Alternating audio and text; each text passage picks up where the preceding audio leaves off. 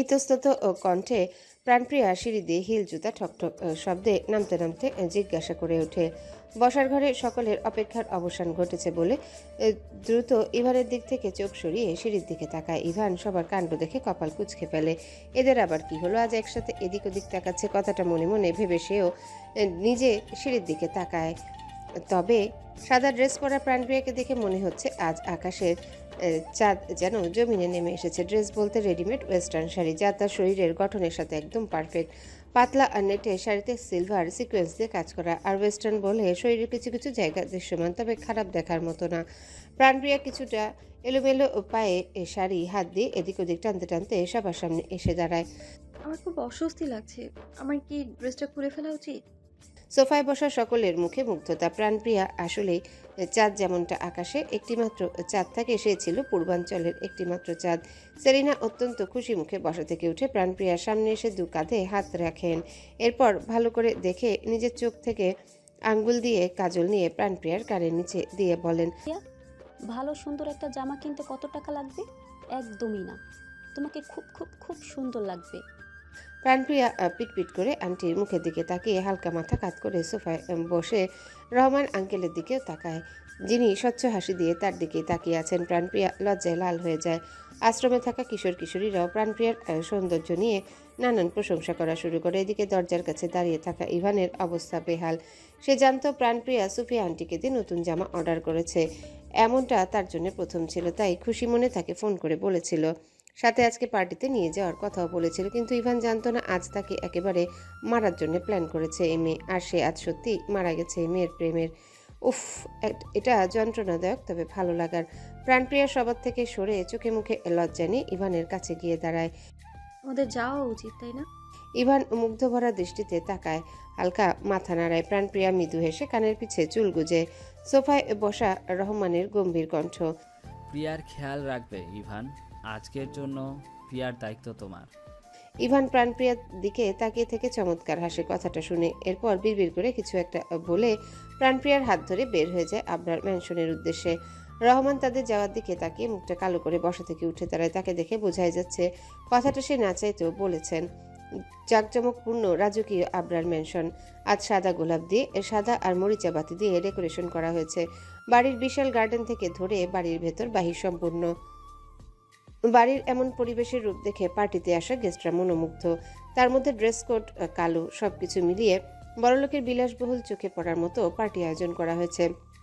প্রাণপ্রিয়া আপাতত এসব দেখে তার চেনা জানা রাজকীয় বাড়িটাকে সাদা ফুলের রাজ্য মনে হচ্ছে। তবে পার্টিতে আসা গেস্টদের মাঝে নিজেকে অদ্ভুত লাগছে। প্রথমত এমন পরিবেশ, এমন জায়গায় আসতে পারা তার কল্পনার বাইরে ছিল। আর দ্বিতীয়ত এটা খুব অদ্ভুত যে সবার কালো ড্রেসের মাঝে সে শুধু একা সাদা পরে আছে। আমাকে সবার মাঝে অদ্ভুত লাগছে না ইভান? গার্ডেনে হাঁটার মাঝে পাশে থাকা ইভানকে বলে ওঠে প্রাণপ্রিয়া। ইভানের দৃষ্টি আশেপাশে ছিল, তবে প্রাণপ্রিয়ার কথা শুনে কপাল কুঁচকে জিজ্ঞাসা করে, কেন, কি হয়েছে? প্রাণপ্রিয়া মাথা ঘুরিয়ে ঘুরিয়ে চারিপাশ দেখে। সবার থেকে আমি আলাদা, এটা অদ্ভুত। ইভান দাঁড়িয়ে যায় সাথে প্রাণপ্রিয়া। সে নিজেকে মানানসই মনে করছে না এখানে। সবার থেকে আলাদা মেয়েটা সবার থেকে সুন্দর। স্লো ভয়েসে ইভান আস্তে করে বলে ওঠে। প্রাণপ্রিয়া কপাল কুঁচকায়। এটা কি ফ্লার্টিং করার সময় ইভান? ইভান দাঁত বের করে হাসে। প্রাণপ্রিয়া ঠোঁট উল্টে অন্যদিকে ঘুরে। তবে হঠাৎ মাথায় আসে সারা বলেছিল পার্টিতে এসে প্রথম তার সাথে দেখা করতে।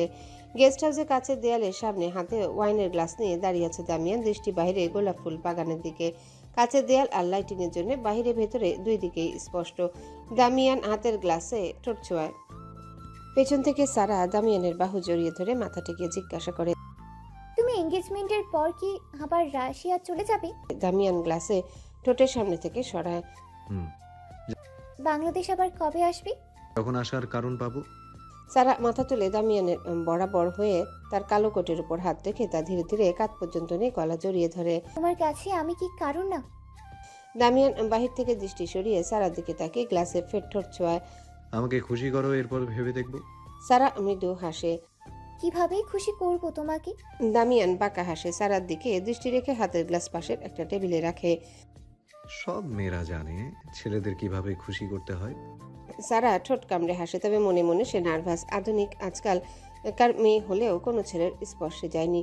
দামিয়ান সারার কোমর জড়িয়ে নিজের আরো কাছে টেনে ফিসফিস করে। আবার সাথে রাত্রি যাপন করো। সারা ঢোক গিলে তার শরীর কেঁপে ওঠে, তবে মুখের হাসি বজায় রাখে। দামিয়ানের দৃষ্টি এখনো স্থির, তবে সে হুট করে সারার গলা চেপে ধরে। সারা আঁতকে উঠে। কি কি কি করছো দামিয়ান? দামিয়ান হালকা শব্দ করে হাসে, এরপর গলা চেপে ধরে হাত দিয়ে আস্তে আস্তে গলায় স্লাইড করা শুরু করে।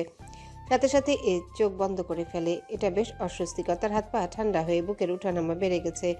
দামিয়ান ঘাড় কাত করে লালসা দৃষ্টিতে গলায় স্লাইড করতে করতে কানের নিচে হাত নিয়ে যায়, তবে সারার জায়গায় চোখে ভাসে ওই আশ্রিতা, যাকে সে ঠিক এভাবে স্পর্শ করেছিল। সাথে সাথে দামিয়ানের চোখ শুরু হয়। ভেতর থেকে এবার উত্তেজনা দ্বিগুণ।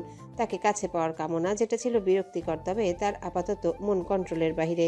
তাই সারাকে ওই আশ্রিতা ভেবে নিজের একদম কাছে এনে গলায় হালকা করে এর ঠোঁট ছোঁয়ায়। এতে সারা শক্ত করে দামিয়ানের কোট আঁকড়ে ধরে। তার নিঃশ্বাস বন্ধ হয়ে যাওয়ার উপক্রম। মনে মনে ভেবে ওঠে এসব দ্রুত শেষ হোক।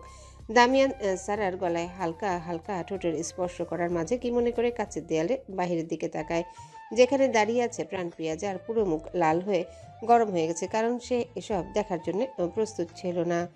গার্ডেনে হাঁটার মাঝে যখন প্রাণপ্রিয়ার মনে এসেছিল সারা তাকে বলেছিল পার্টিতে সে প্রথম তার সাথে দেখা করতে, তৎক্ষণাৎ প্রাণপ্রিয়া ইভানকে বলে সারার সাথে দেখা করার উদ্দেশ্যে হাঁটা ধরেছিল। সে জানতো না সারাকে কোথায় পাওয়া যাবে, তাই আশেপাশে দেখতে দেখতে হাঁটছিল। কিন্তু গেস্ট হাউসের দিকটায় এসে সে এমন কিছু চোখে পড়বে কে জানতো। প্রাণপ্রিয়া তার লাল হয়ে যাওয়া গরম মুখখানা দুহাত দিয়ে চেপে ধরে। ছি ছি ছি, সে এসব কি দেখছে? শেষমেশ তার চোখে এদের ব্যক্তিগত মুহূর্ত পড়তে হলো। দামিয়ান প্রাণপ্রিয়াকে দেখে তার ঠোঁটের স্পর্শ আরো গাঢ় হয়। সাথে অবাধ্য হাত সারার পেট থেকে কোমর অবধি বিচরণ করা শুরু করে। এতে সারা দ্রুত চোখ খুলে দামিয়ানের থেকে সরে যেতে নিলে দামিয়ান শক্ত হাতে চেপে পাশে টেবিলের উপর তাকে বসিয়ে দেয়। প্রাণপ্রিয়া দূর থেকে এসব দেখে এবার তার মাথা ঘুরিয়ে যাওয়ার মতো অবস্থা। দামিয়ান সারাকে বসিয়ে ঘাড় ঘুরিয়ে কাছের দেয়ালের দিকে তাকায়, তবে প্রাণপ্রিয়া চোখ মুখ খিচে পিছে ঘুরে এর মধ্যেই দৌড়। সে নিশ্চিত যদি আর এক মুহূর্ত এখানে থাকে, যা দেখা উচিত না তা দেখে ফেলবে। দামিয়ান তীক্ষ্ণ দৃষ্টিতে প্রাণপ্রিয়ার যাওয়ার দিকে তাকিয়ে তার মনের ভিতর এক পৈশাচিক উত্তেজনায় কামুক আকাঙ্ক্ষা, যেটা সে সারাকে স্পর্শ করলেও অনুভব করতে চাইছে এই আশ্রিতাকে। বিরক্তিতে তার চোয়াল শক্ত হয়ে যায়। কিভাবে সে একটা সামান্য আশ্রিতাকে বাসনা করছে? সে ছিল কিছুদিনের। সারা ঘন ঘন নিঃশ্বাস নিয়ে দামিয়ানের দিকে তাকায়। তার হাত পা কেঁপে ভেতরটা চিপ খেয়ে গেছে। এরপর কি হবে বুঝতে পারছে না। প্রাণপ্রিয়া দৌড়ে গার্ডেনের আগের জায়গায় এসে থেমে বুকে হাত দিয়ে বড় বড় নিঃশ্বাস নিতে থাকে। তার মুখ এখনো লাল। সে ভাবতে পারছে না মানুষ এত কমন সেন্স ছাড়া কিভাবে হতে পারে। বাড়িতে এত মেহমান থাকতে এমন জায়গায় এসব করে যেখানে যে কেউ দেখে ফেলতে পারে। ছি! রাত বাড়ার সাথে সাথে পুরো আবরার ম্যানশনে পার্টি ঝলমল বেড়ে উঠেছে। চারিদিকে গেস্ট দিয়ে ভরপুর। যেখানে চোখ যায় সেখানেই গেস্ট। ঢাকার অনেক বড় বড় ব্যবসায়ী, কিছু সেলিব্রিটিদেরও দেখা যাচ্ছে। আসলে বড় লোকদের পার্টি বলে কথা। প্রাণপ্রিয়া আপাতত বসার ঘরের এক কোনায় দাঁড়িয়ে সে আশেপাশে দেখছে। শেষ ইভানের সাথে গার্ডেনে কথা হওয়ার পর তার আর কোনো খোঁজ নেই। ফোনও ধরছে না। কি আশ্চর্য! মাঝে মাঝে ছেলের উপর যে কি পরিমাণ মনে মনে বাকিটা ভাবার আগেই হাতে নীল জাতীয় পানীয় নিয়ে ইভান প্রাণপ্রিয়ার সামনে এসে দাঁড়ায়। ওহে আমার প্রাণপ্রিয়া, সারার সাথে কি কথা হয়েছে? প্রাণপ্রিয়া ইভানকে এতক্ষণ পর দেখে দাঁতে দাঁত চেপে কিরমির করে উল্টো নিজে বলে ওঠে। কোথায় মরতে গিয়েছিলি তুই? ইভান বোকার মতো হেহে করে হেসে ওঠে। আর বলিস না, গেস্টদের সাথে দেখা করতে গিয়েছিলাম। আম্মু ধরে বেঁধে নিয়ে গিয়েছিল। দোতলার উপর গেস্টের সাথে দাঁড়িয়ে কথা বলছিল দামিয়ান। গেস্ট হাউস থেকে আসার পর সবার সাথে কথা বলতে ব্যস্ত হয়ে পড়েছে সে। তবে হঠাৎ কথা বলার মাঝে চোখ ঘুরিয়ে নিচে তাকাতে চোখে পড়ে প্রাণপ্রিয়ার সাথে ওই ডক্টরের ছেলে ইভান। ইভান প্রাণপ্রিয়ার সাথে কথা বলতে বলতে তার কাঁধে হাত রাখে। দুজনের মাঝে বেশ খুনসুটি চলছে। আশেপাশে তাদের কোনো কিছুরই খেয়াল নেই। প্রিয়া নাকি? আকস্মিক সামনে থেকে সারা বলে ওঠে। এতে প্রাণপ্রিয়ার আর ইভান দুজনে চমকে সামনে তাকায়। সারা প্রাণপ্রিয়ার পা থেকে মাথা অব্দি দেখে। সারা আপু, আপনি? অপ্রস্তুত হাসি প্রাণপ্রিয়া। সারা এক ভ্রু উঁচু করে। মামি। ইভান পাশ থেকে প্রাণপ্রিয়াকে বলে, আমি একটু আসছি, তুই এখানেই থাকিস। প্রাণপ্রিয়া অসহায় মুখ করে, তবে মাথা নাড়ায়। সারা দৃষ্টি এখনো প্রাণপ্রিয়ার দিকে। সে ভাবতে পারছে না একজন আশ্রমের মেয়ে এত দামি জামা পেল কিভাবে। সারার পাশে দাঁড়ানো দুজন মেয়ে বলে ওঠে, এই মেয়ে কি তোমার ফ্রেন্ড নাকি সারা? প্রাণপ্রিয়া দৃষ্টি নত করে। সারা হ্যাঁসূচক মাথা নাড়ায়। অন্যদিকে উপর থেকে দামিয়ান সবকিছুই দেখছিল, তবে তার দৃষ্টি সোজা ছিল প্রাণপ্রিয়ার দিকে, কারণ তার দেওয়া ড্রেস পরে এই মেয়ে তার দৃষ্টি কেড়ে নিয়েছিল। তাহলে তার প্রতি কামুক বাসনা আসাটা কি স্বাভাবিক নয়? দামিয়ান দোতলা রেলিংয়ে দুহাত ভর দিয়ে দাঁড়ায়। অবশ্যই স্বাভাবিক, কিন্তু সেই মেয়ের থেকে এসব চায় না। এটা তার কাছে বিরক্তকর। যাই হোক, সে পা বাড়ায় নিচে যাওয়ার জন্য। এসব চিন্তাভাবনা আপাতত মস্তিষ্ক থেকে সরাতে চায়। সারা তার পাশের দুটি মেয়ের সাথে প্রাণপ্রিয়াকে পরিচয় করিয়ে দেয়। মেয়ে দুটি ছিল সারার কাজিন। প্রাণপ্রিয়া তাদের সাথে অনেকটাই অপ্রস্তুত হয়ে কথা বলছিল। বুঝতে পারছিল না তার কি কথা বলা উচিত, কেমন জবাব দেওয়া উচিত। অনেকটাই হিমশিম খাচ্ছিল সে। দামিয়ান প্রাণপ্রিয়াকে পাশ কাটিয়ে স্বাভাবিকভাবে সারার পাশে দাঁড়ায়। সারা ঠোঁট প্রসারিত করে দামিয়ানের বাহু জড়িয়ে ধরে বলে, আমার কাজিনদের সাথে তোমার পরিচয় করতে চাই দামিয়ান। দামিয়ান সারার দিকে তাকিয়ে ঠোঁটে মৃদু হাসি নিয়ে পাশে দুজন মেয়ের সাথে পরিচিত হয়। এদিকে প্রাণপ্রিয়া এতক্ষণ অপ্রস্তুত হিমশিম খেলেও এবার তার মুখ ফ্যাকাশে। দামিয়ান দুজন মেয়ের সাথে কথা বলে শেষ করে সামনে প্রাণপ্রিয়ার দিকে তাকায়। সারা এটা লক্ষ্য করে। আর এটা প্রাণপ্রিয়া। সারা দামিয়ানের হাত শক্ত করে আঁকড়ে ধরে। প্রাণপ্রিয়া দৃষ্টিনত। তুমি তাকে চেনো, তবুও পরিচয় করিয়ে দিলাম। বলেই সারা কিছুটা শব্দ করে হাসে, কারণ তাকে দেখে আজ চিনতে পারা মুশকিল। আমার ফ্রেন্ড হয়েও আমি তাকে চিনতে পারিনি। ভেবেছিলাম আঙ্কেলের কোনো পার্টনারের মেয়ে হবে। সারা বিদ্রুপের ছদ্মবেশে যা বলল প্রাণপ্রিয়ার বুঝতে একটুও বাকি ছিল না। যে সাথে সাথে লজ্জায় দুহাতে শাড়ির আঁচল শক্ত করে ধরে। এটা অপমান করা ছিল তাকে। এক্সকিউজ মি, আমি কি আমার পার্টনারকে নিয়ে যেতে পারি? পাশ থেকে উষ্ণ কণ্ঠ ইভানের। সারা মুখে হাসি বজায় রেখে ইভানের দিকে তাকায়। ইভান তাদের সামনে বিনা দ্বিধায় প্রাণপ্রিয়ার হাত ধরে। এতে প্রাণপ্রিয়া একটু অবাক হয়, কিন্তু তার স্পর্শ প্রত্যাখ্যান করে না। আমি কি জানতে পারি প্রিয়া তোমার কিরকম পার্টনার? সারা ইভানের উদ্দেশ্যে জিজ্ঞেস করে ওঠে।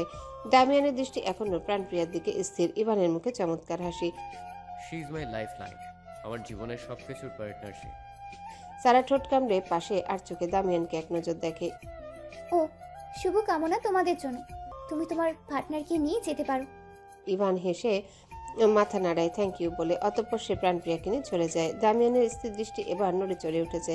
তার কানে বাজছে ইভানের বলা কথা। সারা মনে মনে ভীষণ হাসছে। প্রাণপ্রিয়াকে ইনভাইট করার উদ্দেশ্য সফল না হলে আপাতত এটা খারাপ ছিল না। তবে ইভানকে এত দামি ড্রেস প্রাণপ্রিয়াকে কিনে দিয়েছে। ইভান প্রাণপ্রিয়ার হাত ধরে বসার ঘরের এক কোনায় নিয়ে এসে দাঁড়ায়। এই পাশটায় এত মানুষ নেই, আছে হালকা আলো, সফট মিউজিক আর বসার টেবিল চেয়ার।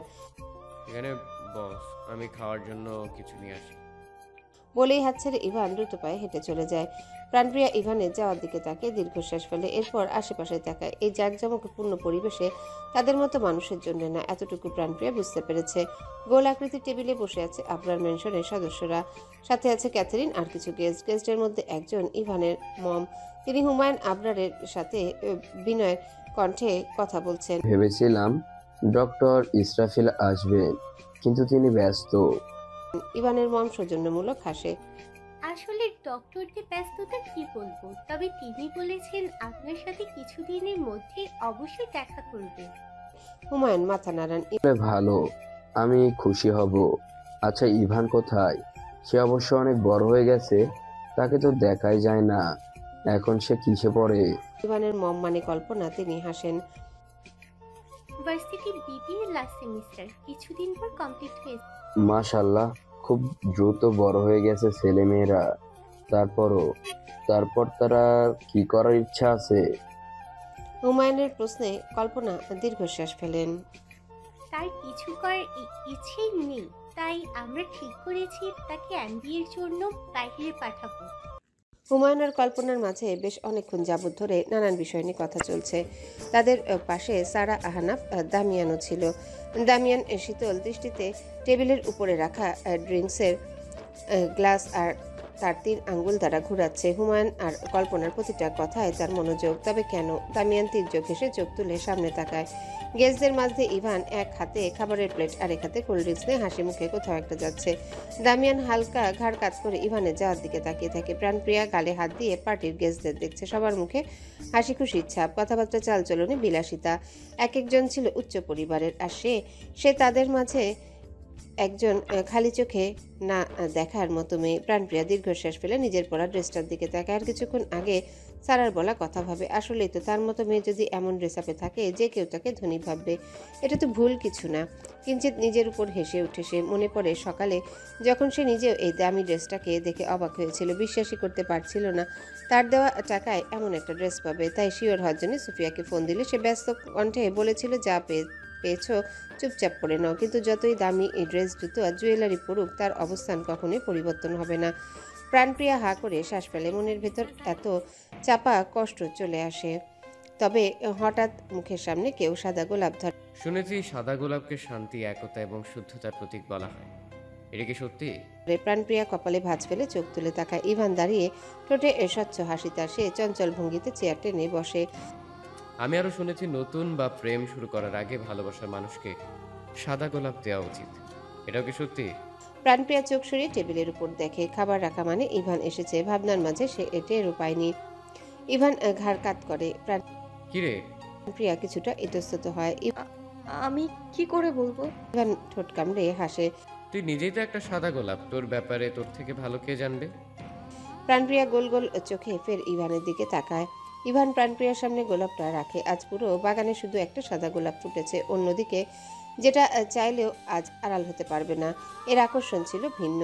তাকে সবাই পেতে চাইলেও তার অসহায়ত্বে উপভোগ শুধু বাগানের মালিক করবে। দামিয়ানের গ্লাসে কোরানোর হাত থেমে যায়। সে দূরে টেবিলে বসা ইভান আর প্রাণপ্রিয়ার দিকে তাকিয়ে ক্রুড় হাসে। আজকে পার্টি যে কারণে আয়োজন করা হয়েছে হুমায়ুন কিছুক্ষণ আগে অ্যানাউন্স করে দিয়েছেন, তাই সবার দৃষ্টি ক্যামেরা এখন দামিয়ান আর সারার দিকে। গেস্টরা দুজনকে কংগ্রেচুলেশন জানাচ্ছে। আহনাফ এক কোনায় দাঁড়িয়ে সে হাতে ড্রিঙ্কসের গ্লাস নিয়ে সামনে নিউ কাপলকে দেখছে। অনেকটা মাতাল সে, কিছুটা ঘোলা ঘোলা দৃষ্টিতে দেখছে, তবে ভেতরের কষ্ট ছিল স্পষ্ট। নিজের উপর উপহাস করে হাসে। জেনে বুঝে কাটার উপর পা রাখলে তো ব্যথা করবে, তবে যত দ্রুত সম্ভব যেভাবেই হোক কাটা বের করতে হবে। অবশ্যই হবে, অবশ্যই। আহনাফ দৃষ্টি সারার দিকে রেখে হাতে গ্লাসের ড্রিঙ্কস এক ঢোক খেয়ে ফেলে। অতঃপর কোনো মতে হেলে দুলে বাহিরে যাওয়ার জন্য পা বাড়াতে কারোর সাথে ধাক্কা। ও সরি সরি সরি সরি। মেইলি কণ্ঠ। আহনাফ মাতাল হওয়ার কারণে হালকা মাথা ঝাঁকায়। কার সাথে ধাক্কা লেগেছে তার? প্রাণপ্রিয়ার সামনে থাকা আহনাফকে বারবার সরি বলছে। ইস, আজকে তার সাথে কি হচ্ছে এসব? আহনাফ কপাল গুটিয়ে ঘোলা দৃষ্টিতে এতটুকু বুঝতে পারে সামনে একটা মেয়ে যে সাদা রঙের ড্রেস পরা। তবে সাদা ড্রেস এটা? মাতাল আহনাফ এক আঙ্গুল তুলে কিছু একটা মনে করার চেষ্টা করে, কিন্তু আপাতত তার সবকিছু ঘুরছে, তাই ফের মাথা ঝাঁকায়। হোয়াট এভার যাওয়া উচিত আমার। মনে মনে বলে আহনাফ। অনবরত সরি বলা প্রাণপ্রিয়াকে পাশ কাটিয়ে নিজের মতো হেলতে দুলতে চলে যায়। প্রাণপ্রিয়া থামে। সে ঢোক গেলে তার চোখে মুখে কিছুটা ভীত ভাব, কারণ ধাক্কাটা তার অন্যমনস্কে হয়ে হাঁটার জন্য লেগেছে। এর মানে দোষটাও তার। সে ঘুরে আহনাফের যাওয়ার পানে তাকায়। ভাগ্যিস কিছু বলেনি। প্রাণপ্রিয়া পুনরায় সামনের দিকে হাঁটা ধরে। সে আপাতত একা, সাথে ইভান নেই। কিছুক্ষণ আগে ছিল, কিন্তু মিসেস কল্পনা এসে হঠাৎ ইভানকে নিয়ে চলে যায়। প্রাণপ্রিয়া হাঁ করে শ্বাস ফেলে। ক্যামেরার সামনে দাঁড়ানো সারা দামিয়ানের ফটোশ্যুট চলছে। আশেপাশে গেস্টদের মুখে দুজনার প্রশংসা। এতে হুমায়ুন আবরার আর মিস্টার চৌধুরী দুজনেই খুশি। অবশ্যই তারা সঠিক সিদ্ধান্ত নিয়েছে। সারা দামিয়ানকে ধরে পারফেক্ট কাপলদের মতো ছবি তুলছে, কিন্তু দামিয়ানের কাছে এসব বিরক্তিকর। মুখে কোনো রকম প্রতিক্রিয়া না থাকলেও এত ক্যামেরা ছবি তোলা পছন্দ হচ্ছে না, তাই হাত দিয়ে ইশারা করে থামার জন্যে। আমার ইম্পর্ট্যান্ট কল করতে হবে বলে গটগট পায়ে দামিয়ান প্রস্থান করে। সারা দামিয়ানের যাওয়ার দিকে খানিকক্ষণ তাকিয়ে থাকে, অতঃপর আবার চোখ ঘুরিয়ে নিজের মতো ছবি তোলা শুরু করে। প্রাণপ্রিয়া হাঁটতে হাঁটতে আবরার ম্যানশনের সুইমিং পুলের দিকটায় চলে এসেছে। এই দিকটা একদম নিরিবিলি, চারিপাশে লাইটিং করা, সুন্দর করে ফুল দিয়ে সাজানো কিছু চেয়ার টেবিল, আর সব থেকে সুন্দর সুইমিং পুলে নীল পানি, যা লাইটিংয়ের কারণে জল করছে। প্রাণপ্রিয়া মুগ্ধ নয়নে জল করা পানির দিকে তাকিয়ে পাশের একটা টেবিলের সাথে হেলান দিয়ে দাঁড়ায়। তার হাতে ইভানের দেওয়া সাদা গোলাপটা পাশে রেখে বুকে হাত গুজে। দামিয়ান বিরক্ত মুখে পরনের কোট খুলতে খুলতে পার্টি থেকে বের হয় নিরিবিলি পরিবেশে যাওয়ার উদ্দেশ্যে। এত মানুষ তার কখনোই পছন্দ না, শুধু বাবার মন রাখার জন্যে সহ্য করছে। সে নিজেও হাঁটতে হাঁটতে সুইমিং পুলের দিকটায় চলে আসে, আর এসেই চোখে পড়ে সুইমিং পুলের দিকে ঘুরে দাঁড়িয়ে থাকা প্রাণপ্রিয়া, যে টেবিলের সাথে হেলান দিয়ে নীরব হয়ে দাঁড়িয়ে আছে। দামিয়ানের কপালে ভাঁজ পড়ে। সে আশা করেনি এই মেয়ে এখানে থাকবে, কিন্তু এটা তার বিরক্তি দূর করে বিনোদন উপভোগ করার জন্য ভালো ছিল। দামিয়ানের ঠোঁটে বাঁকা হাসি ফুটে ওঠে। সে অবশ্যই উপভোগ করবে। ধীর পায়ে পা বাড়ায় প্রাণপ্রিয়ার দিকে সে। এদিকে প্রাণপ্রিয়া পানির দিকে মনোযোগ গভীর ছিল, তাই তার দিকে কেউ আসছে বুঝতে না পারলেও দামিয়ান কাছে এসে যখন তার হেলান দেওয়া টেবিলের উপর শব্দ করে হাতের কোটটা রাখে, সে চমকে ঘুরে প্রথমে টেবিলের উপর কারো কালো রঙের কোট দেখতে পায়। এরপর চোখ তুলে উপরে তাকাতে চোখাচোখি হয় দামিয়ানের সাথে। দামিয়ানের দৃষ্টি শান্ত, তবে প্রাণপ্রিয়া দ্রুত চোখ সরিয়ে সোজা হয়ে দাঁড়ায়। ভেতরটা কেঁপে উঠেছে তার। এই লোকটা এখানে কেন? দামিয়ান প্রাণপ্রিয়ার দিকে শান্ত দৃষ্টিতে তাকিয়ে আস্তে আস্তে তার দিকে পা বাড়ায়। একটু অসহায় সাদা গোলাপ। ভারী কণ্ঠ দামিয়ানের। প্রাণপ্রিয়া ঢোক গেলে দামিয়ান থামে। অসহায় গোলাপটা কি তোমার? প্রাণপ্রিয়া ঠোঁট কামড়ে ধরে। কম্পিত দৃষ্টি তার এলোমেলো। সে প্রশ্নের উত্তর না দিয়ে কাপা কাপা পায়ে এক পা পিছিয়ে যায়। দামিয়ান মৃদু হাসে। এটা হয়তো তোমার না, ফেলে দেওয়া উচিত আমার, তাই না? প্রাণপ্রিয়া অস্থিরতার ভয়ের জন্য দামিয়ান কিসের বা কোন গোলাপের কথা বলছে বুঝতে পারছিল না, কিন্তু ফেলে দেওয়ার কথা শুনে চোখ তুলে তাকাতেই দেখে দামিয়ান ইভানের দেওয়া সাদা গোলাপটা টেবিলের উপর থেকে হাতে তুলে নিচ্ছে। এটা আমার। অস্থির কণ্ঠ প্রাণপ্রিয়ার। দামিয়ান গোলাপটা হাতে নিয়ে ক্রুর হাসে। ও, তাহলে এটা কি তোমার চাই? হ্যাঁ, অবশ্যই। But I don't like this rose. Damian গোলাপটা ঘুরিয়ে ঘুরিয়ে দেখে বলে। প্রাণপ্রিয়া কপাল কুঁচকে মাথা নত করে। আমার গোলাপ আমাকে দিন। দামিয়ান চোখ তুলে তাকায়। কাঁদো তাহলে দেবো। প্রাণপ্রিয়া দামিয়ানের এরূপ কথা শুনে হতবাক হয়ে যায়। মানে? দামিয়ান ঠোঁটে হাসি নিয়ে টেবিলের সামনে হেলান দিয়ে দাঁড়ায়। আমার কথা স্পষ্ট ছিল, দ্বিতীয়বার একই কথা বলার থেকে আমি এটা ফেলে দেওয়া উচিত মনে করব। প্রাণপ্রিয়া হাত মুষ্টিবদ্ধ করে ঠোঁট কামড়ে ধরে। লোকটা যে শুধু শুধু তার সাথে এমন করছে বিনোদন পাওয়ার জন্য, বুঝতে তার আর বাকি নেই। প্রাণপ্রিয়া তার সাহস সঞ্চয় করে বলে ওঠে। আমি জানি না কেন আপনি আমাকে সহ্য করতে পারেন না, কিন্তু শুধু শুধু।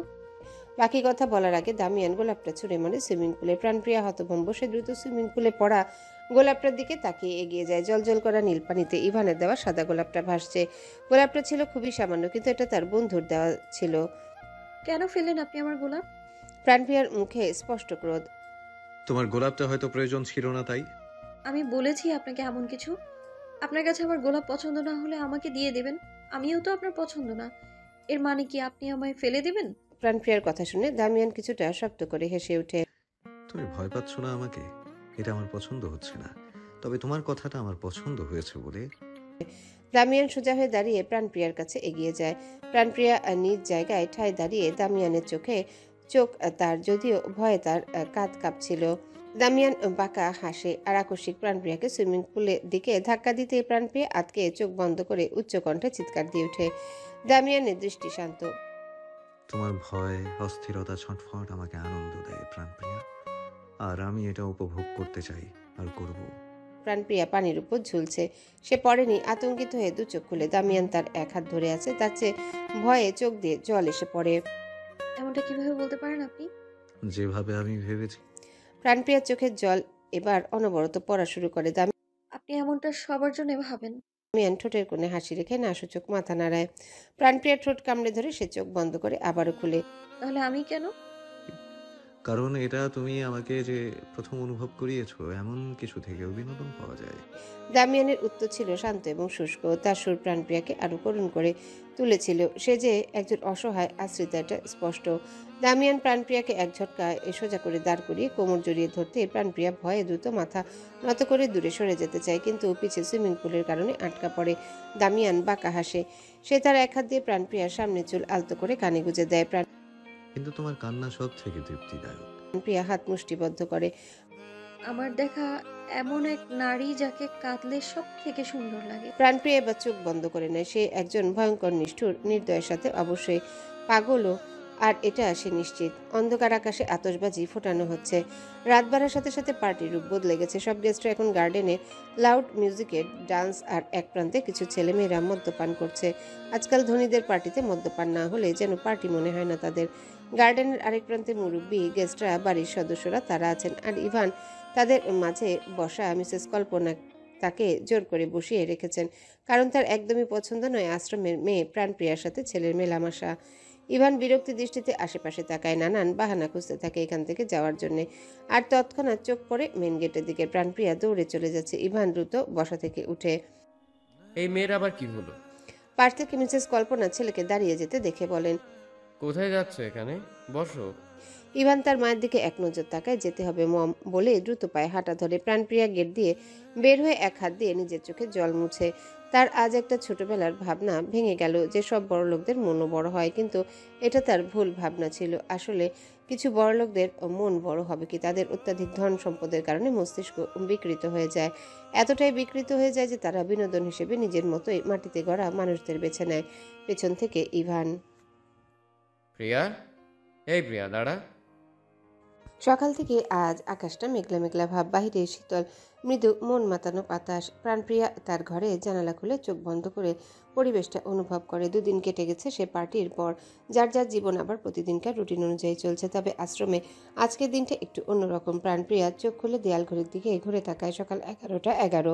বসার ঘরে বাচ্চাদের হইচই শব্দ, সবার পরনে নতুন জামা। আজ তাদের স্কুলে পার্টি। মিসেস সেলিনা তাদের ঠিকঠাকভাবে রেডি করিয়ে দিচ্ছেন আর কড়াভাবে আদেশ দিচ্ছেন স্কুলে বেশি দুষ্টুমি না করতে, সোজা আশ্রমে ফিরে প্রাণপ্রিয়ার কথা মতো নিজেদের খেয়াল রাখতে।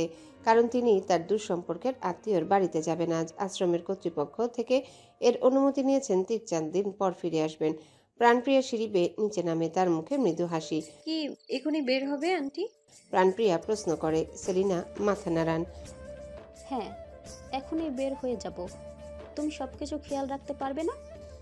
একই কথাটা সেলিনা দুদিন ধরে প্রাণপ্রিয়াকে অনেকবার জিজ্ঞাসা করেছেন। সেলিনা চিন্তিত কণ্ঠ। প্রাণপ্রিয়া দ্রুত উপর নিচ মাথা নাড়ায়। অবশ্যই, কেন পারবো না? এটা আমার দায়িত্ব। আর আঙ্কেল তো আছেই, তুমি নিশ্চিন্তে যাও। সেলিনা হাঁ করে শ্বাস ফেলেন। ভাইজান তো অসুস্থ, তুমিও ছোট, দরকার না হলে আমি কখনোই যেতাম না, কিন্তু প্রাণপ্রিয়া মুখের হাসি চওড়া করে সেলিনার কাছে এসে বলে, হ্যাঁ আন্টি, আমি আর ছোট নই। এসব দায়িত্ব নিতে আমার শিখতে হবে। তুমি যাও, আমি সব কিছুর আর সবার খেয়াল রাখবো। সেলিনা আবারও হাঁ করে শ্বাস ফেলেন। প্রাণপ্রিয়ার দায়িত্বশীলতার উপর তার বিশ্বাস আছে, তবুও তার মুখে চিন্তিত ভাব। আসলে দূর সম্পর্কে তার কোনো আত্মীয়ের আছে সে জানতো না, কিন্তু দুদিন আগে হঠাৎ তার ওই আত্মীয় ফোন, নানান পরিচয় সে নিজেও চিনতে পেরেছিলেন। খুবই দরকারি বিষয় নাকি, তার সাথে সামনাসামনি কথা আছে তাদের। সেও অনেকটা কৌতূহলী হয়েছিল, তাই আশ্রমের কর্তৃপক্ষকে জানিয়ে অনুমতি নিয়েছেন। ঠিক আছে, ভালোভাবে থাকবে, সবার খেয়াল রাখবে, সাথে নিজেরও। বাকি কথা আমার ভাইজানের সাথে হয়েছে, তিনি বাজার থেকে আসলে আমরা যাওয়ার কথা বলবো। প্রাণপ্রিয়া মেঝে থেকে ব্যাগ তুলে সেলিনার দিকে দিয়ে বলে, এখন তুমি যাও, না হলে তোমার দেরি হতে পারে। সেলিনা প্রাণপ্রিয়ার হাত থেকে ব্যাগ নেন। এরপর তিনি সদর দরজার দিকে বের হওয়ার জন্য পা বাড়ান, তার সাথে আশ্রমের ছেলে মেয়েরাও। তাদের যাওয়ার দিকে যে পর্যন্ত দেখা যায় তাকিয়ে থাকে, তবে তাদের যাওয়ার সাথে সাথে মুখ থেকে হাসিটা তার আস্তে আস্তে গায়েব হয়ে দীর্ঘশ্বাস বের হয়। গার্ডেনের বেতের সোফায় পায়ের উপর পা তুলে বসে আছে ইভান। দৃষ্টি তার নিজের ফোনের স্ক্রিনে, যেখানে জল জল করছে তার প্রাণপ্রিয়ার ছবি। সে জুম করে তার পাশে প্রাণপ্রিয়ার হাসি উজ্জ্বল নিষ্পাপ মুখখানা গভীর দৃষ্টিতে দেখে। আমাকে হঠাৎ কেন অ্যাভয়েড করছিস প্রিয়া? ছবির দিকে তাকে ইভান মনে মনে প্রশ্ন করে ওঠে আর ভাবে, দুদিন আগে সে পার্টির রাতে যখন সে প্রাণপ্রিয়াকে ডাকতে ডাকতে পিছে পিছে গিয়েছিল আর প্রাণপ্রিয়া তার ডাক শুনেও থামেনি, উল্টো দৌড়ে চলে গিয়েছিল। এরপর কেটে যাওয়া 2 দিনের মধ্যেও তার ফোন মেসেজ কিছু দেখছে না, ধরছে না। এর কারণ ইভান জানে না, কিন্তু অনেক হয়েছে। আজ সোজা সে আশ্রমে যাবে আর জিজ্ঞাসা করবে কি হয়েছে, কেন তাকে অ্যাভয়েড করছে। সে কি কোনো ব্যাপার নিয়ে তার উপর রাগ? নিজ ভাবনায় ইভান ভেতর থেকে ছটফট করে ওঠে। এটা তার জন্য যন্ত্রণাদায়ক মনে হচ্ছে। হয়তো কোনোভাবে সে হার্ট করে ফেলেছে। সেটা কি পার্টি রাতে? ইভান স্ক্রিন থেকে চোখ সরিয়ে সোফায় গা এলিয়ে দেয়। তৎক্ষণাৎ ফোনের একটা নোটিফিকেশন আসার শব্দ। ইভান বিরস মুখে ফোন মুখের সামনে ধরে। দেখা কর। প্রাণপ্রিয়ার নাম্বার থেকে ছোট্ট একটা মেসেজ। আশ্রমের একপাশে মাটি খুঁড়ে প্রাণপ্রিয়া ফুলের গাছে চারা লাগাচ্ছে। তার কাছে প্রকৃতির সৌন্দর্য অসম্পূর্ণ মনে হয় ফুল গাছ ছাড়া, তাই নিজ পয়সা খরচ করে কয়েকটা ফুল গাছের চারা কিনেছে নার্সারি থেকে। চারাগুলো সে কাল কিনেছিল, কিন্তু কাজের ব্যস্ততায় লাগানোর সময় পায়নি, তাই আজ দ্রুত সব কাজ শেষ করে গাছগুলো লাগাতে বসেছে। ইভান আশ্রমের গেট দিয়ে প্রবেশ করে মেসেজ পেয়ে সে তৎক্ষণাৎ বাইকে উঠে 5 মিনিটের মধ্যে চলে এসেছে। কিন্তু এই প্রথম এখানে এসে তার ভেতরটা কাঁপছে, একটা অদ্ভুত অনুভূতিও ঘিরে ধরে। তবে সেগুলোকে সে বড় একটা নিঃশ্বাস ফেলার সাথে ভেতর থেকে ফেলে সামনে চুলগুলো পেছনের দিকে ঠেলে পা বাড়ায়।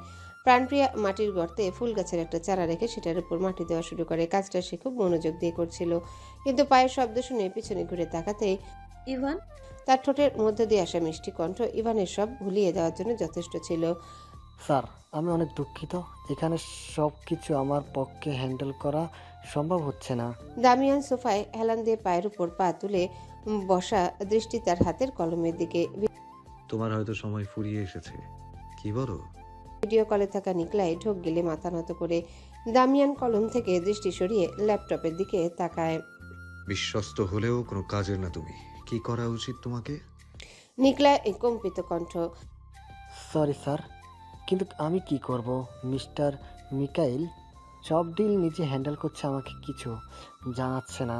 দামিয়ানের চোয়াল শক্ত হয়ে যায়। পাশে বসা ক্যাথরিন অস্থির হয়ে বারবার কাউকে ফোন করে দিচ্ছেন, কিন্তু ওপাশ থেকে ধরছে না। তাই রাগে সে হাতের ফোনটা ছুঁড়ে মারে ফ্লোরে। দামিয়ান এক নজর তার মমের দিকে তাকিয়ে নিকলাইকে ভিডিও কল কাটার জন্য আদেশ দেয়। নিকলাই আদেশ পেয়ে দ্রুত কল কাটে। মম, ক্যাথরিন রাগে ফুঁসছে। তোমার উচিত আমাকে আদেশ দেওয়া ওই মিখাইলকে মারার জন্য। ক্যাথরিন চোখ বন্ধ করে নিজেকে কোনো মতে শান্ত করে। কি বলছো? ভুলে যেও না, সে আমার হাজবেন্ড। দামিয়ান শব্দ করে হেসে ওঠে। তাহলে তাকে সাবধান করে দিও আমার কাছে বাধা না হতে, না হলে এত টুকরো করব যে চিহ্নও খুঁজে পাবে না। সরি। সদর দরজার কাছে মোড়ায় প্রাণপ্রিয়া ইভান দুজনাই বসা। সরি, সেই রাত আর কেটে যাওয়া দুদিনের জন্য। ইভান অবাক হয়। প্রাণপ্রিয়া বড় নিঃশ্বাস নেয়। জানি না কি হয়েছিল, সেই রাতে আমি শুধু চলে যেতে চেয়েছিলাম, এরপর দূরে থাকতে। ইভান ব্যাপারটা ভুলে গিয়েছিল। সে স্বাভাবিক কথা বলছিল এতক্ষণ, তবে প্রাণপ্রিয়া কথা তুলতে আমার কোনো ব্যবহার বা কথায় তুই হার্ট হয়েছিস? প্রাণপ্রিয়া দ্রুত মাথা নাড়ায়। না, কখনোই না। তাহলে কেন দূরে থাকছিস? প্রাণপ্রিয়া ইভানের কথার মাঝে বলে, তুই জানিস আমি তোকে বন্ধু হিসেবে কতটা পছন্দ করি।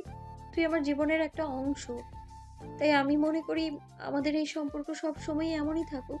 প্রাণপ্রিয়া শান্তভাবে হাসির জন্য তার ঠোঁটের কোণগুলিকে টেনে তোলার চেষ্টা করে, কিন্তু ইভান লক্ষ্য করেনি বলে মনে হচ্ছে।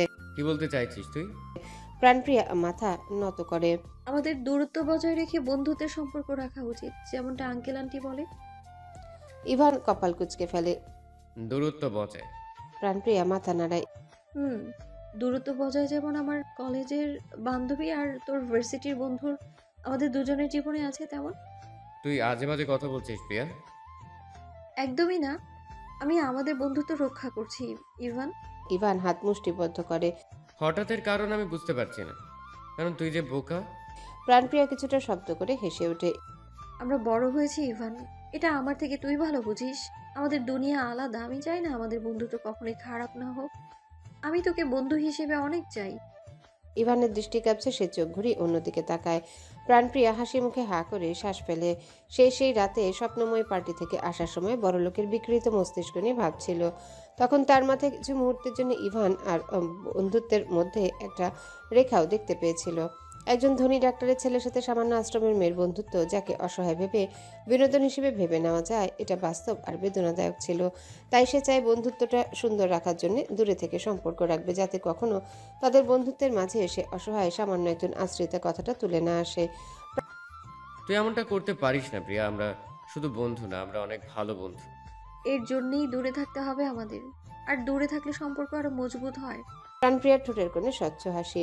বেলা দুপুর গড়িয়ে বিকেল। আবরার ম্যানশনের গেস্ট হাউসের সামনে কালো রঙের গাড়ি এসে থামতেই দামিয়ান গাড়ির পেছনে দরজা খুলে বের হয়।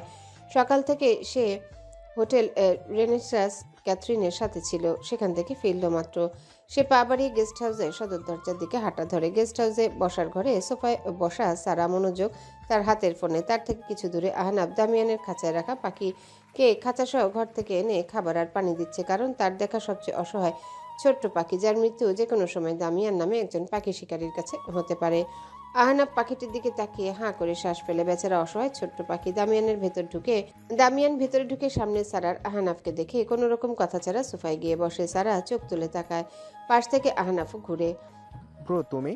দামিয়ান সোফায় গায়ে নিয়ে মাথা নাড়ায়। তার মুখে গাম্ভীর্যতার ছাপ স্পষ্ট। সারা হাত থেকে ফোন পাশে রেখে হাসি মুখে টেবিলের উপর পানির গ্লাস দামিয়ানের দিকে ধরে। দামিয়ান গ্লাস হাতে নেয়।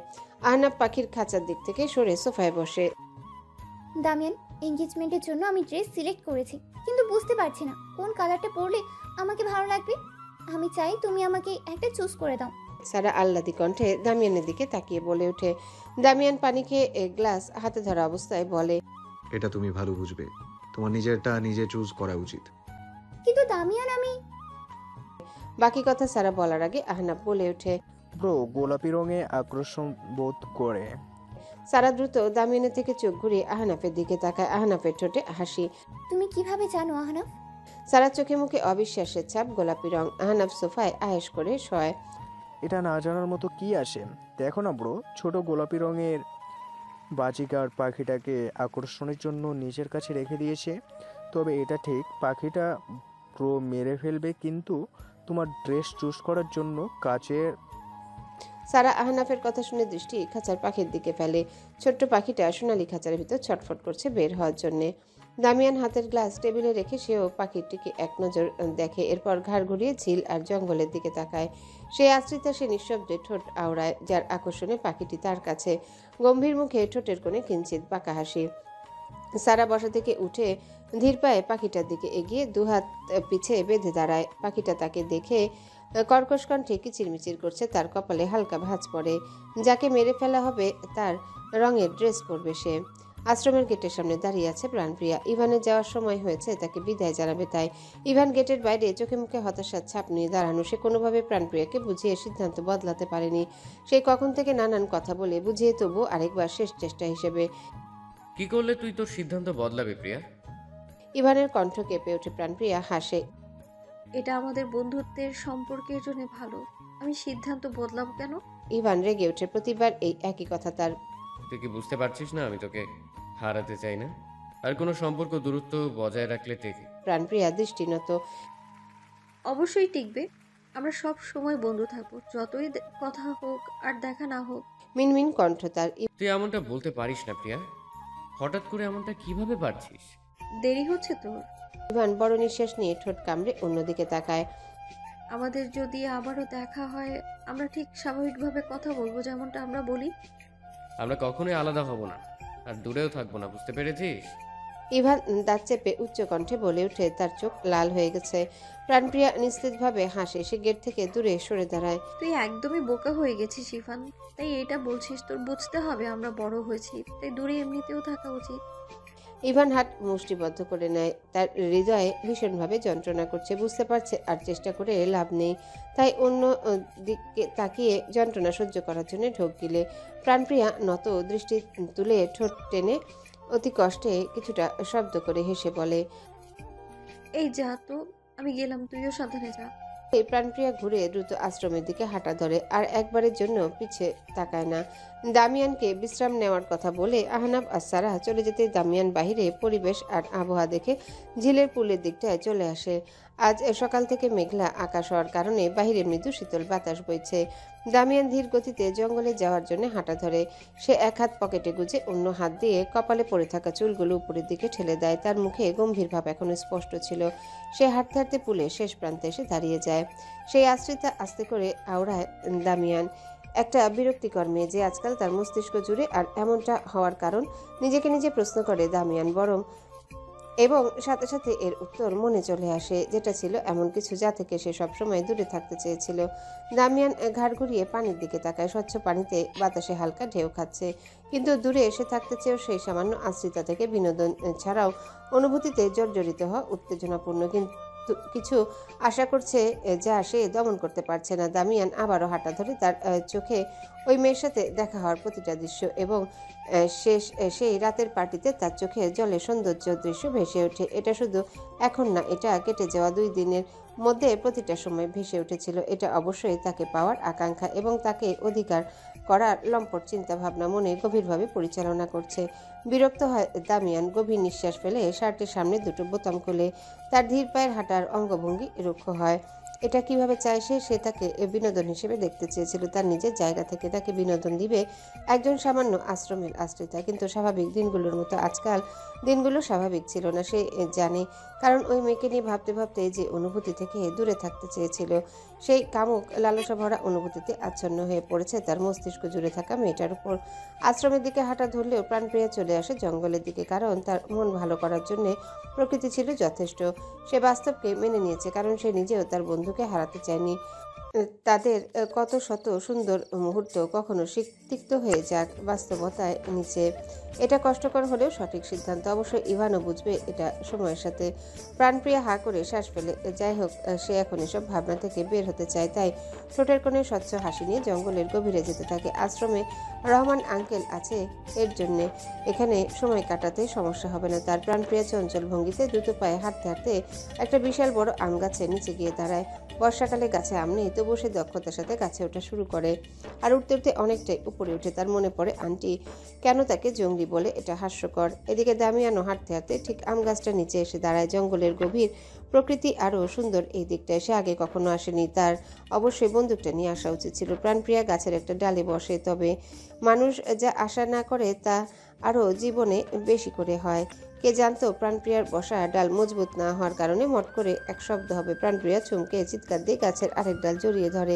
নিচে থাকা দামিয়ানের কানে চিৎকারের শব্দ আসতেই কপালে ভাঁজ ফেলে গাছের উপরে তাকায়। প্রাণপ্রিয়া, আস্তে করে বলে ওঠে। প্রাণপ্রিয়ার বসা গাছের ডাল আরও একবার মট শব্দ করে উঠতেই তার পড়ে যাওয়া ভীত চিৎকার। দামিয়ান প্রাণপ্রিয়ার এমন অবস্থাতেও শান্ত। সে পকেটে হাত গুজে তার দিকে শুধু তাকিয়ে থাকে। বেচারা প্রাণপ্রিয়া নিচে পড়ার ভয়ে কলিজাটা তার শুকিয়ে কাঠ। নিশ্চয়ই এখান থেকে পড়লে তার হাত পা ভাঙবে। সে নিচে আশেপাশে তাকানো শুরু করে সাহায্যের জন্য। তৎক্ষণাৎ চোখে পড়ে নেভি ব্লু কালার শার্ট পরা পাগল দামিয়ান, যে তার দিকে তাকিয়ে আছে। এই পাগল লোক। দামিয়ান ঠোঁটে বাঁকা হাসি ফুটে ওঠে প্রাণপ্রিয়াকে তার দিকে তাকাতে দেখে। সাহায্য লাগবে নাকি? সে জিজ্ঞাসা করে। প্রাণপ্রিয়া ঠোঁট কামড়ে ধরে। কেন? তুমি চাইলে আমি সাহায্য করতে পারি। একদমই না। কণ্ঠ প্রাণপ্রিয়ার। এমন লোকের সাহায্য থেকে হাত পা ভাঙুক সেই ভালো। দামিয়ানের চোখ শুরু হয় তার সাহায্যকে প্রত্যাখ্যান করার জন্য। ঠিক আছে, তাহলে আমি তোমার গাছ থেকে পড়ে যাওয়ার বিনোদন নেই, কি বলো? প্রাণপ্রিয়া চোখ বন্ধ করে নেয়। পাগল নিষ্ঠুর সে বিড়বিড় করে ওঠে। আর তখনই গাছের ডাল মুহূর্তের মধ্যে ভেঙে প্রাণপ্রিয়া পড়ে তার উচ্চস্বরের চিৎকার। দামিয়ান দ্রুত কদম বাড়ায় তাকে ধরার জন্য। এরপর মাটিতে আছড়ে পড়ার শব্দ। প্রাণপ্রিয়ার মাথা ঝিম ধরে উঠে, হয়তো জ্ঞান হারাবে। সে কাঁপছে, কিন্তু অবিশ্বাস্য ব্যাপার, সে একটুও ব্যথা পায়নি, উল্টো আরাম আর উষ্ণ অনুভব করছে। তোমার উচিত ছিল আমার সাহায্য নেওয়া। পরিচিত ভারী কণ্ঠ। প্রাণপ্রিয়া তড়িৎ গতিতে চোখ খুলে মাথা তুলে তাকায়। দামিয়ান যে তাকে জড়িয়ে ধরেছে, যাকে সে নিজেও জড়িয়ে ধরে আছে। সর্বাঙ্গ কেঁপে ওঠে তার। দ্রুত নিজেকে সামলে সরে যেতে নিলে দামিয়ানের জন্য পারে না, কারণ সে তাকে শক্ত করে ধরেছিল।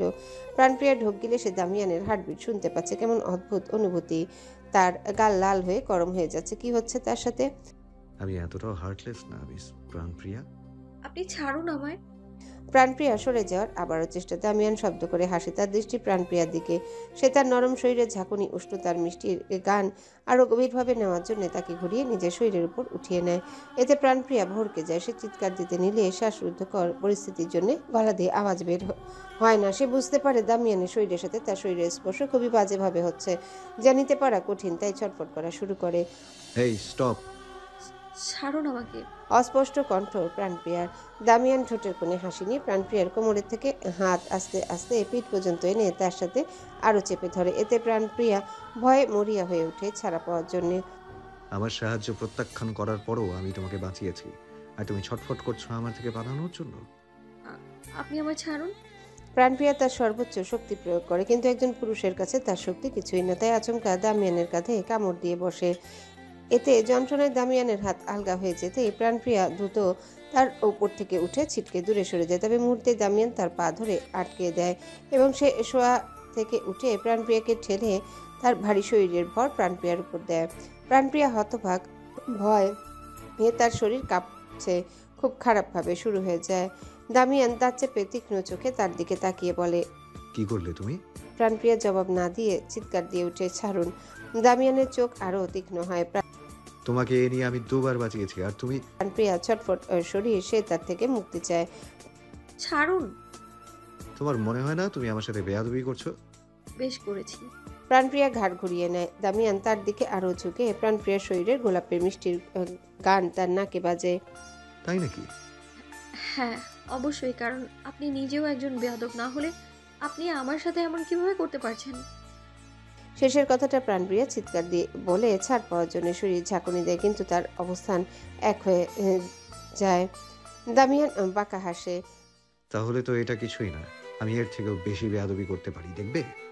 বলেই দামিয়ান প্রাণপ্রিয়ার হাত ছেড়ে দেয়। প্রাণপ্রিয়া তার দিকে ঘুরে তাকায়। সে ভাবে ছাড়া পেয়েছে, সে পালাতে পারবে, কিন্তু আকস্মিক দামিয়ান এমন একটা কাজ করে বসে যে প্রাণপ্রিয়ার চিৎকারের শব্দ আগে থেকে দ্বিগুণ হয়ে যায়। দামিয়ান শব্দ করে হেসে ওঠে। তার দৃষ্টি প্রাণপ্রিয়ার বুকের দিকে। সে তার শার্ট টান মেরে সামনে অনেকগুলো বোতাম ছিঁড়ে ফেলেছে। সৌভাগ্যক্রমে দামিয়ান নিজেই তার কার্যক্রম বন্ধ করে মাথা নিচু অবস্থায় তার দিকে তাকায়। প্রাণপ্রিয়া এবার অন্যদিকে ঘুরে শব্দ করে কেঁদে ওঠে। এই লোক কেন? দামিয়ানের দৃষ্টি প্রাণপ্রিয়ার থেকে নড়ছে না।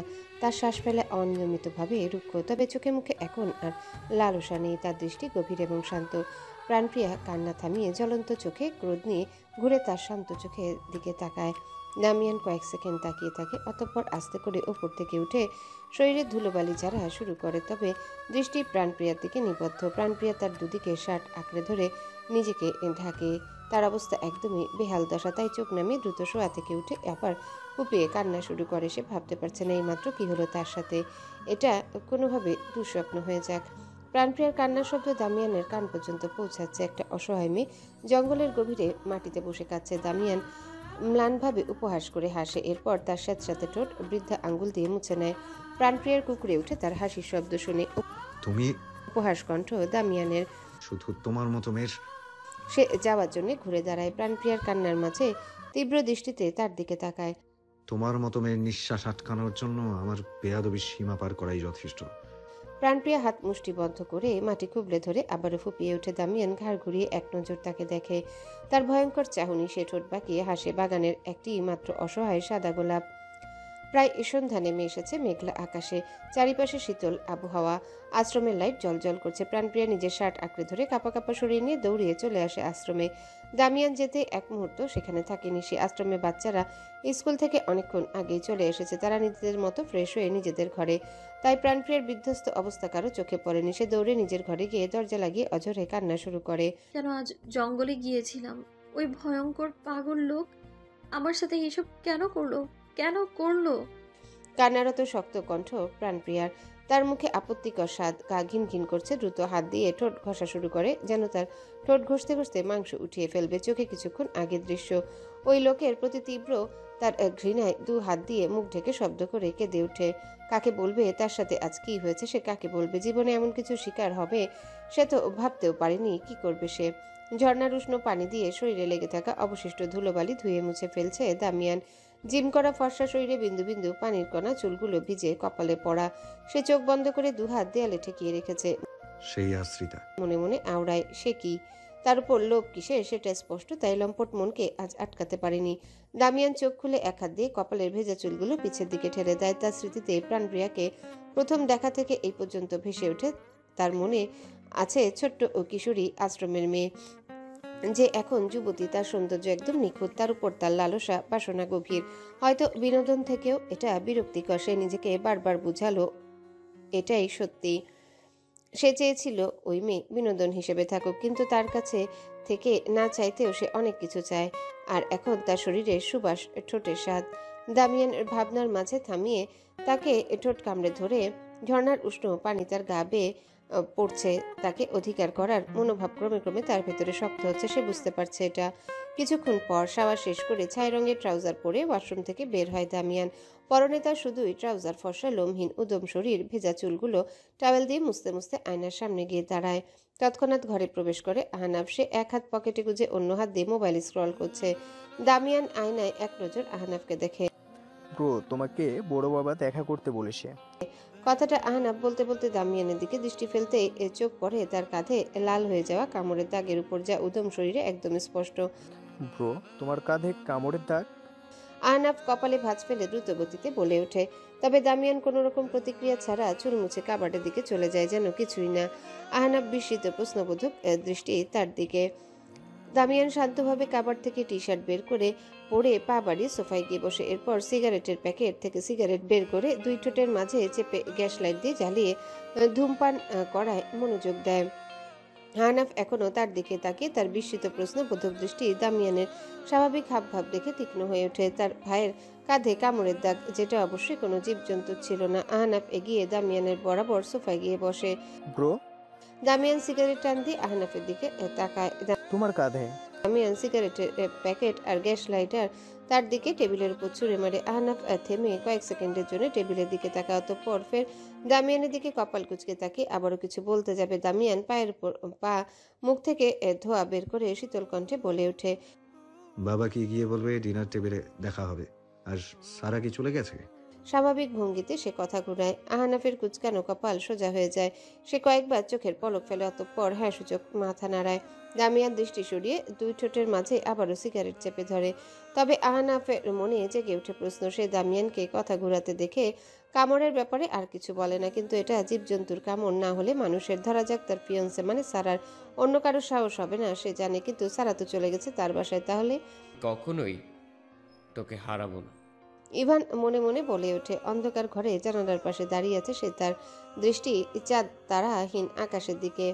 আশ্রমের থেকে ফিরে আসার পর ইভান তার ঘর বন্দি হয়ে আছে, তার চোখে মুখে হতাশা ভাব। প্রাণপ্রিয়ার হঠাৎ সিরিয়াস হয়ে এরূপ আচরণ, কথাবার্তা তার ভেতরটা ক্ষত করছে, কারণ তাদের মধ্যে বন্ধুত্ব সম্পর্ক আর আগের মতো থাকবে না, এটা মানা তার জন্য কষ্টকর। কেন বড় হলো তারা? আফসোস কণ্ঠ ইভানের সাথে সমাজের উঁচু নিচু দেখার ব্যাপারগুলোতে তার ঘৃণা চলে আসে। সে জানে অবশ্যই, সেও বুঝে তাদের বন্ধুত্বের মাঝে দূরত্বের মূল কারণ কি। যেদিন সেলিনা আন্টি বলেছিল তাদের এখন থেকে দেখা সাক্ষাৎ কমাতে হবে, কিন্তু সে তো এমন চিন্তাধারার মানুষ নয়। এটা জেনেও হঠাৎ করে এসব বিষয়ে এতটা সিরিয়াস। আর সবচেয়ে বড় কথা, সে তার বন্ধু। ভালোবাসা, অবশ্য ভালোবাসাটা শুধু তার দিক থেকে, তার জীবনের প্রথম অনুভূতি তাকে ঘিরে, যার কারণে এই পর্যন্ত কখনো অন্য নারী মোহে আটকায়নি। এখন তার থেকে সে কিভাবে দূরত্ব বজায় রাখবে? ইভান ঠোঁট কামড়ে হাত মুষ্টিবদ্ধ করে নেয়। এমনটা হবে না, কখনোই হবে না। এর সমাধান দ্রুত বের করতে হবে, নাহলে তাকে সত্যি হারাতে হবে। ভাবনার মাঝে হঠাৎ দুবার দরজায় নক। ইভান হতাশা মুখে ধীর গতিতে ঘাড় ঘুরিয়ে অন্ধকার ঘরে দরজার দিকে তাকায়। ইভান, দরজা খোলো বাবা, ডিনার করতে হবে তো, সারাদিন কিছু খাওনি। কল্পনার নরম স্বরের চিন্তিত কণ্ঠ। ইভান গভীর শ্বাস ফেলে। সারাদিন ঘরবন্দি থাকার জন্য তার মন চিন্তিত। ইভান এগিয়ে যায়। কল্পনার দরজার বাইরে দাঁড়িয়ে। ইভান খট করে দরজা খুলতে সে দ্রুত গতিতে ঘরে প্রবেশ করে। অন্ধকারে ঘরে চারিপাশে কিছু দেখা যাচ্ছে না। সে হাত বাড়িয়ে দেয়ালে সুইচ টিপে লাইট জ্বালাতে তীব্র আলো ইভানের চোখে লেগে যায়।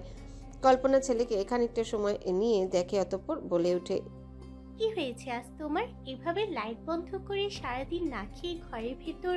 ইভান দু আঙ্গুল দিয়ে চোখ ঘষে। কিছু হয়নি। কল্পনার কপালে ভাঁজ পড়ে। ইভান লাইটের আলোয় কিছুটা স্বাভাবিক হয়ে তার নরম বিছানায় গিয়ে বসে।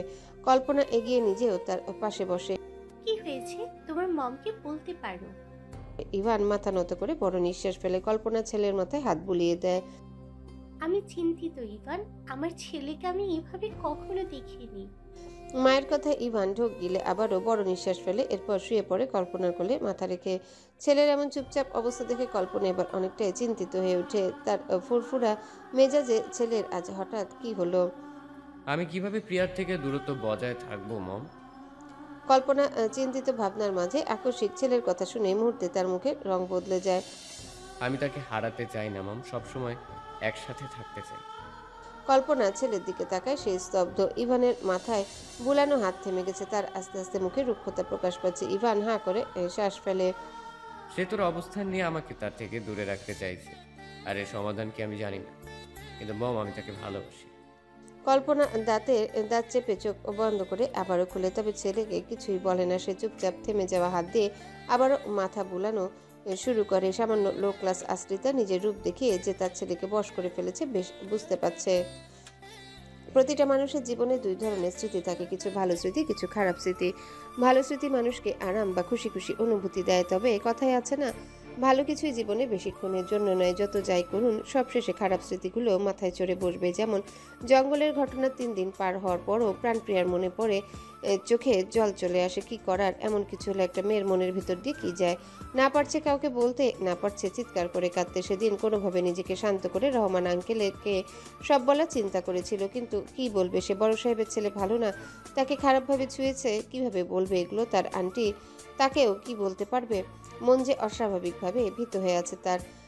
চেয়েও ফোন করতে পারেনি তাকে। সে জানে আঙ্কেল আন্টি তাকে বিশ্বাস করবে, কিন্তু বলেও কি লাভ হবে? সে তো আসলে একটা অসহায় মেয়ে, ওই লোকদের আশ্রমে থাকে। তার মতো মেয়ের শরীরে দাগ পড়া ছাড়া কিছুই করার নেই। উল্টো তার মনের ভেতরে এসব চেপে স্বাভাবিক থাকতে বাধ্য হবে। প্রাণপ্রিয়া চোখের জল মুছে নেয়। সে বড় হয়েছে, সে জানে, সে বুঝে আঙ্কেল ঠিকই বলেছিল, বড় হতে হবে, মানুষ চিনতে হবে। সে ওই লোককে চিনতে পেরেছে। ওই লোকের মধ্যে ভালো বলতে কিছু নেই। তার মতো পুরুষের প্রতি তার ঘৃণা যেভাবেই হোক, ওই লোক থেকে তার দূরে থাকতে হবে যেভাবেই হোক। চোখের জল মুছে ফেলা গাল বেয়ে আবারও জল গড়িয়ে পড়ে তার। দামিয়ান নিষ্ঠুর হৃদয়হীন ব্যক্তি, আর এখন তার প্রতি প্রাণপ্রিয়ার ঘৃণা শুরু কত দূর যাবে দেখা যাক। আপাতত প্রাণপ্রিয়া রান্নাঘরে দাঁড়িয়ে কাজ করছে। তার হাতে কাজ উঠতে চাইছে না, তবুও কাজ করছে। যখন কাউকে বলে লাভ নেই, তার উচিত নিজেকে জোর করে হলেও যা হয়েছে ভুলে থাকা। বর্ষাকালের ভারী বৃষ্টি চারিপাশের পরিবেশ সকাল থেকে ধুয়ে মুছে দিচ্ছে, থামার যেন কোনো নামগন্ধই নেই, যার কারণে আজ বাচ্চারা স্কুলে যেতে পারেনি। আর এই খুশিতে তারা আশ্রমের ভেতরে হই হুল্লোড়, খেলাধুলায় যার যার মতো ব্যস্ত। আর মিস্টার রহমান তিনি সোফায় বসে চোখে মোটা ফ্রেমের চশমা পরে আশ্রমের প্রয়োজনীয় জিনিসপত্রের লিস্ট বানাচ্ছে। মাস শেষের দিকে বাজার সদায় কত কিছু প্রয়োজন, তার মধ্যে আবার সেলিনাও নেই। একটু ঝামেলা হচ্ছে, হয়তো আজ বা কাল চলে আসবে সে। রহমান হাঁ করে শ্বাস ফেলেন, অতঃপর লিস্ট বানানো শেষ করে কাগজটা ভাঁজ করে রান্নাঘরের দিকে তাকান। পিয়ামা, এই পিয়ামা, লিস্ট তৈরি হয়েছে আমার। রান্নাঘরে দাঁড়িয়ে থাকা প্রাণপ্রিয়া নিজ ভাবনার মাঝে আঙ্কেলের ডাক শুনে দ্রুত চোখের জল মুছে ঠোঁটের কোণে কিঞ্চিত হাসিনি উচ্চ কণ্ঠে বলে ওঠে, আসি আঙ্কেল। প্রাণপ্রিয়ার কণ্ঠস্বর শুনে রহমান লিস্টের কাগজ তার পাঞ্জাবির পকেটে ঢুকান। বাজারে যাবে, দুজন মিলে একেবারে সব কেনাকাটা করে নিয়ে আসবেন। এটা তার আর সেলিনার কাজ হলো। এখন সেলিনার জায়গায় প্রাণপ্রিয়া দায়িত্বে আছে। প্রাণপ্রিয়া রান্নাঘর থেকে বেরিয়ে আসে। তার পরনে নীল রঙের চুড়িদার, চুলগুলো বেনি করে কাঁধের একপাশে রাখা, কপালে ছোট ছোট চুল পড়ে আছে, তবে মুখটা শুকিয়ে কিছুটা রোগা রোগা ভাব। রহমান তার দিকে তাকান। মেয়েটা স্বাভাবিক থেকেও কেমন চুপচাপ, তিনি খেয়াল করছেন কয়েকদিন ধরে। এই নিয়ে জিজ্ঞাসাও করেছিলেন, অসুস্থের কথা বলে মেয়েটা এড়িয়ে গেছে। কাজ শেষ হয়ে গেছে তোমার? তিনি জিজ্ঞাসা করেন। প্রাণপ্রিয়া মুখে কিঞ্চিত হাসি বজায় রেখে মাথা নাড়ায়। তাহলে চলো যাওয়া যাক। প্রাণপ্রিয়া আঙ্কেলের কথা শুনে সদর দরজা দিয়ে বাহিরে তাকায়। বাহিরে মুষলধারে বৃষ্টি। রহমান বসা থেকে দাঁড়াতে দাঁড়াতে বলেন, ছাতা নিয়ে যাব, বৃষ্টির জন্য বসে থাকলে চলবে না। আশা করি যদি বাজারে যেতে যেতে বৃষ্টিটা কমে আসে। লাঞ্চ টেবিলের একপাশে বসে আবরার মেনশনে সকলের সাথে ক্যাথরিন আর তার হেল্পিং হ্যান্ড রাত্রি। কাল এঙ্গেজমেন্টের পার্টি। দামিয়ান আর সারার বাড়িতে ইতিমধ্যে সবকিছু আয়োজন তোড়জোড় চলছে। টেবিলের সামনে কিছু সার্ভেন্ট বাদ দিয়ে বাকি সার্ভেন্টদের যেন নিঃশ্বাস ফেলার সময় নেই। বাইরে বৃষ্টির কারণে ঘরের ভেতর ডেকোরেশনের কাজ শুরু। ক্যাথারিন একদিন আগেই হোটেল থেকে একেবারে চেক আউট করে এখানে এসে পড়েছেন। আমি অনেক খুশি হয়েছি, একদিনের জন্য হলেও এ বাসায় থাকছো। হুমায়ুন ক্যাথরিনের উদ্দেশ্যে বলে ওঠেন।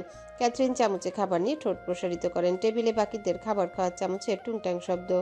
ছেলের এঙ্গেজমেন্ট আসতে তো হবে, আর কাল আমাদের একসাথে ফ্লাইট, এখান থেকে যাওয়ার সুবিধা হবে।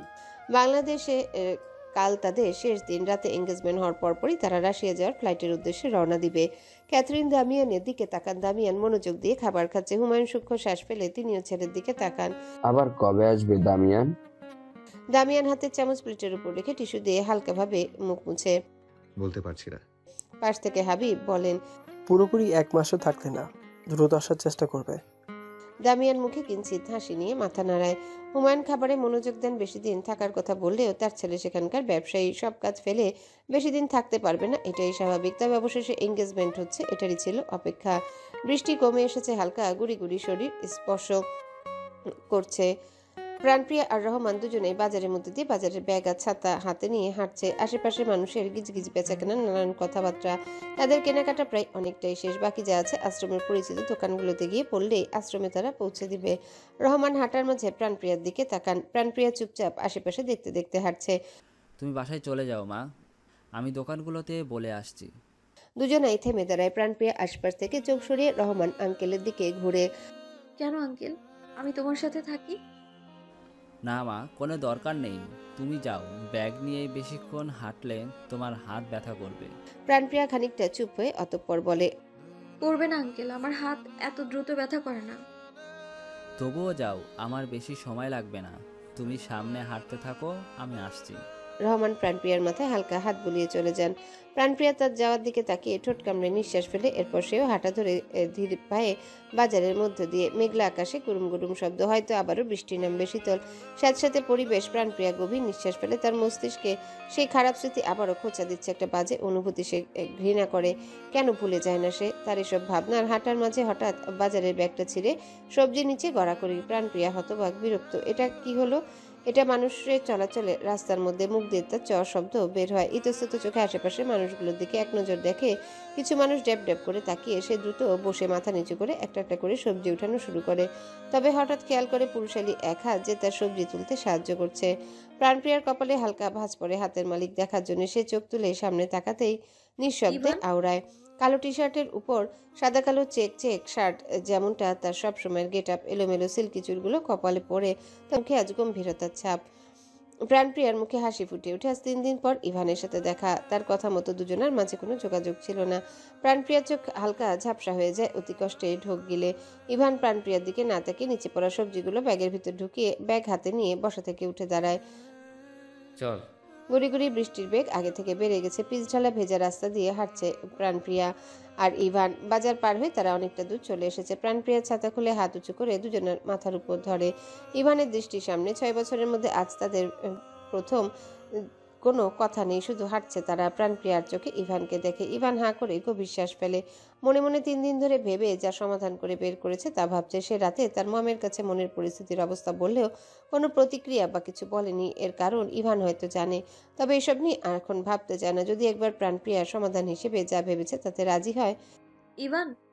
প্রাণপ্রিয়ার মিষ্টি কণ্ঠের ডাক। দুজনে পা থেমে যায়। প্রাণপ্রিয়া ঠোঁটে হাসি টেনে বলে, বলেছিলাম আমাদের দেখা হলে আমরা সব সময়ের মতো স্বাভাবিকভাবে। ভালোবাসি তোকে আমি। দুজনের কথাটা একসাথে যেন বাড়ি খেলো। হতবাক হতভম্ব স্তব্ধ হয়ে ইভানের দিকে চেয়ে আছে প্রাণপ্রিয়া। সে কি কানে বেশি শুনলো? কয়েকবার চোখের পলক ফেললো সে। গুড়ি গুড়ি বৃষ্টি ঝুম বৃষ্টিতে পরিণত হয়েছে। ছাতার নিচে দুজন একে অপরের দিকে তাকিয়ে। ইভানের মুখ একদম শান্ত। কি বললি? হ্যালো বন্ধুরা, পরবর্তী পার্ট খুব তাড়াতাড়ি আসবে, তো সবাই অপেক্ষায় থাকো। আর চ্যানেলটি যারা এখনো সাবস্ক্রাইব করোনি তারা পরবর্তী পার্ট দেখার জন্য চ্যানেলটি সাবস্ক্রাইব করে রেখো। ধন্যবাদ সবাইকে, আমাদের সাথেই থেকো।